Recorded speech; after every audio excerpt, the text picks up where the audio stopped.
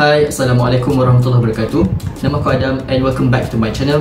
So dalam video yang kali ini, aku akan share dengan korang 4 tips yang korang sendiri boleh guna untuk dapatkan at least A- dalam subjek fizik SPM. So tips ni aku sendiri dah guna waktu aku ambil SPM dulu dan terbukti lah berkesan. So aku harap tips ni dapat bantu korang juga sebagaimana dia bantu aku dulu waktu aku ambil SPM. So aku tak nak cerita panjang sebab aku tahu korang kesetukan masa sebenarnya. Pada waktu aku upload video ni, korang akan ada masa lebih kurang sebulan je lagi sebelum korang menduduki SPM. So jom kita pergi ke tips yang pertama. Ok, so tips yang pertama ialah korang kena faham konsep. So aku tahu bunyi dia klise, bunyi ayat ni sangatlah klise. Mesti korang dah biasa dengar daripada cikgu korang ataupun daripada senior korang ataupun kawan korang juga. Tapi percayalah cakap aku, benda ni memang betul dan benda ni lah kebenaran dia. Memang korang kena faham konsep untuk nak jawab soalan-soalan dalam fizik ni. Ok, so maksud aku, bila aku cakap korang kena faham konsep ialah, contohlah, aku bagi contoh yang senang. Hukum Newton kedua, F equals to MA, F sama dengan MA.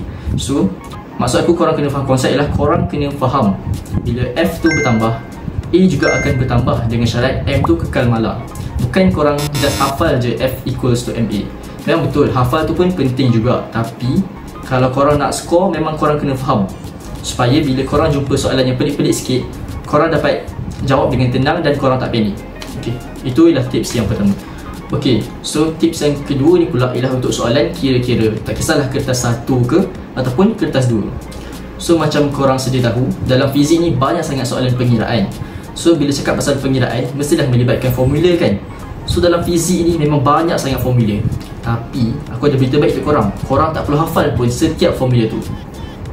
Sebab kalau korang perasan dalam kertas exam, dekat muka surat awal sekali sebelum soalan 1 tu, dah ada 1 ataupun 2 page yang dia dah khaskan untuk rumus je. Dan page-page tu kalau korang perasan kan, dalam tu hampir semua formula yang korang perlukan dah ada.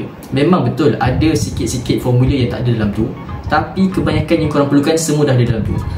Ok, so sekarang tugas korang ialah korang kena faham setiap formula tu dan korang kena tahu setiap formula tu untuk apa. So bila aku cakap korang kena faham formula tu, maksud aku kat sini ialah korang kena faham setiap huruf dalam formula tu mewakili apa. Contohnya F equals to MA, F sama dengan MA.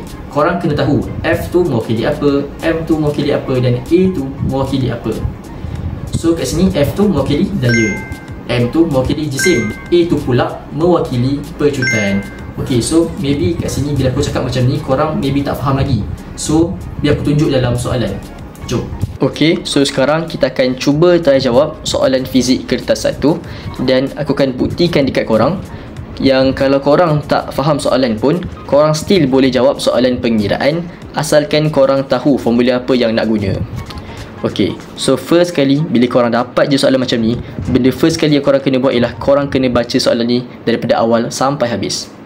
Ok, so bila korang dah siap baca, korang kena senaraikan maklumat-maklumat yang dia kasih dan korang kena bawa keluar maklumat tu dan korang kena tulis balik maklumat tu menggunakan huruf dan simbol yang betul lah. Contohnya dekat sini, dia cakap seorang budak menendang bola pegun dengan satu daya 6N. So dia cakap bola pegun. So kalau pegun maksudnya tak bergerak lah. So U dia iaitu halaju awal sama dengan kosong. Daya 6N pula maksudnya ialah force. So F sama dengan 6N. Ok, so selepas 2 saat daya itu dikenakan, halaju bola itu ialah 28 meter per saat. So selepas 2 saat iaitu maksudnya masa dia lah. So T kecil, time sama dengan 2 saat. Dan halaju akhir bola pula ialah 28 meter per saat. So V sama dengan 28 meter per saat. So last kali dia tanya berapakah jisim bola itu. So dia nak suruh kita cari jisim. Kita tak tahu jisim tu berapa dan kita nak cari jisim. So kita buat M sama dengan tanda soal.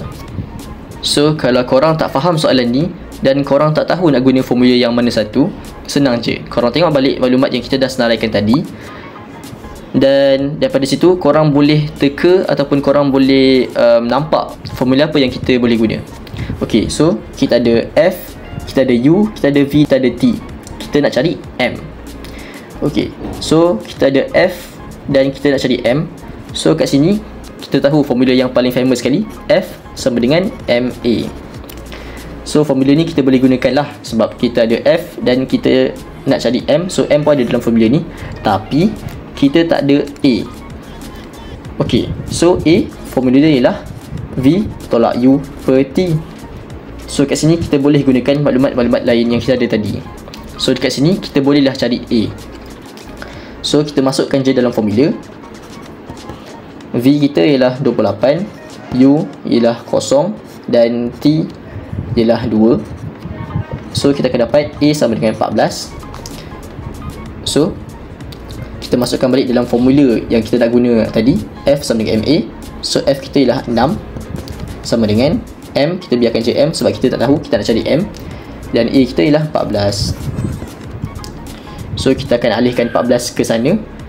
So akan jadi M sama dengan 6 per 14, dan kita akan dapat M sama dengan 0.43 kg.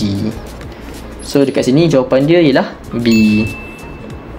Ok, so tips yang ketiga pula ialah korang kena hafal maksud. So aku tahu dalam fizik ni banyak sangat maksud yang korang kena hafal, tapi percayalah cakap aku, memang korang kena hafal. Sebab apa aku cakap macam ni?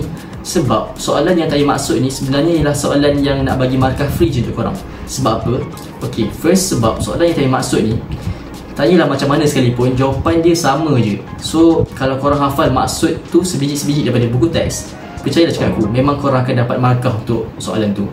And yang kedua pula ialah soalan yang tanya maksud ni korang tak perlu nak berotak pun. Maksudnya contohlah kan, kalau soalan pengiraan ataupun soalan kibat, korang kena berotak, korang kena fikir lama-lama kan, apa yang macam mana nak jawab soalan ni. Tapi kalau soalan yang tanya maksud ni, kalau korang dah hafal maksud tu, korang just copy paste je, korang just tulis je balik apa yang korang ingat dalam otak korang. Jadi maksudnya kat sini memang korang kena hafal maksud. Sebab kalau korang perasan dalam kertas 2 tu banyak soalan yang akan tanya maksud. So rugilah kat sini kalau korang tak hafal maksud, sebab soalan yang tanya maksud ni sebenarnya soalan yang nak bagi markah free je untuk korang. So aku tahu dalam fizik ni ada banyak sangat maksud yang korang kena hafal, daripada tingkatan 4 dan tingkatan 5. So aku suggestkan korang untuk korang cari nota online yang free. And dekat online tu banyak sangat nota yang korang boleh cari dan korang boleh download, dan korang boleh guna waktu korang study dan juga korang revision. Sebab apa aku cakap macam ni? Sebab dalam nota tu dia dah himpunkan semua definisi dan juga maksud yang korang perlu tahu daripada tingkatan 4 dan juga tingkatan 5. So dekat sini senang lah, bila setiap kali korang nak buat revision ataupun korang nak study, korang just rujuk satu nota je, and dekat dalam nota tu penuh dengan definisi dan juga maksud daripada tingkatan 4 dan juga tingkatan 5. So bila korang nak cari nota online ni, korang kena pastikan juga yang syllabus dia ialah syllabus baharu, KSSM bukan KBSM, dan korang kena pastikanlah maksud dan juga definisi dalam nota tu tepat dan betul dan tak bercanggah dengan buku teks. Ok, so tips yang keempat ialah korang kena pandai curi markah. So bila aku cakap korang kena pandai curi markah ni, maksud aku ialah korang kena pastikan korang dapat markah sebanyak mungkin, dan yang paling penting korang jangan tinggal soalan. Ok, so dekat sini aku nak tekankan bahagian C kertas 2. So macam korang tahu, bahagian C kertas 2 ni ada satu soalan, dan soalan ni bernilai 20 markah. Bagi aku soalan bahagian C ni ialah soalan yang paling simple dalam kertas 2 tu. Sebab apa? Sebab korang boleh gunakan kreativiti korang. Ok, so macam yang korang tahu, bahagian C ada satu soalan, biasanya soalan paling last sekali, dia akan suruh korang reka cipta something untuk menyelesaikan suatu masalah ataupun untuk menyelesaikan suatu situasi. Ok, so dekat sini korang boleh gunakan kreativiti korang untuk jawab soalan ni, and korang just gunakan je apa yang korang rasa logik, korang jawab je. And kalau korang tak tahu pun korang jawab je, korang goreng je, and korang pastikan jawapan korang tu logik. Sebab apa? Sebab soalan ni memang dia nak korang guna kreativiti korang, tapi dengan syarat mengikut prinsip fizik lah, mengikut apa yang korang belajar dalam fizik. And bila korang jumpa soalan ni, korang jangan takut, korang jangan risau, korang just jawab je apa yang korang rasa betul. Sebab aku tahu ada certain student yang bila dia jumpa je bahagian C ni, dia end up tinggal. Sebab apa? Sebab dia risau and dia takut. Sebab soalan ni memang kadang-kadang nampak complicated, tapi sebenarnya korang just perlu guna kreativiti korang je, and dalam masa yang sama korang kaitkan dengan apa yang korang dah belajar dalam fizik. Ok, so lepas ni bila korang jumpa je bahagian sini, korang jangan tinggal, korang just jawab je. And kalau korang tak tahu sangat pun, korang just goreng je apa yang korang rasa logik. Sebab apa? Sebab soalan ni 10 markah kot. So kalau korang tinggal tu memang rugi sangat lah. Memang bagi aku bahagian sini yang last kali tu memang paling senang. Okay, sekarang aku akan sharekan dengan korang markah yang aku cadangkan korang perlu score untuk setiap kertas tu, untuk korang at least dapat A- untuk fizik SPM. Okay, so macam yang kita tahu, kertas 1 maksimum 40 markah, kertas 2 pula maksimum 100 markah, dan kertas 3 pula iaitu kertas ujian amali maksimum 15 markah. Okay, so untuk dapatkan at least A- dalam subjek fizik, korang sekurang-kurangnya wajib score at least 108 per 155. Inilah markah keseluruhan bila campur kertas 1, kertas 2 dan juga kertas 3. Ok, so aku cadangkan untuk kertas 1 korang perlu score at least 30 per 40. So aku tahu memang nampak macam susah sikit, tapi percayalah cakap aku, kalau korang buat trial banyak, 30 per 40 ni tak mustahil pun, senang je untuk korang dapat. Ok, so kertas 2 pula aku cadangkan korang untuk score 65, at least 65 per 100. And kertas 3 pula aku cadangkan korang untuk score at least 13 per 15. So kertas 3 ni aku letak tinggi sikit. Sebab apa? Sebab kertas 3 ni memang dia senang sikit. Untuk korang score atas 10 tu memang sangat possible lah. Memang sangat logik untuk korang score atas 10, dengan syarat korang buat latihan lah. Ok, so bila kita tambah totalkan semua markah tu, korang akan dapat 108. And bila kita kira-kira kita buat 108 per 155 darab 100, kita akan dapat lebih kurang 70%. And dekat sini korang boleh dapat A-. Last sekali, jangan malas buat latihan, buat trial banyak-banyak. Sebab apa?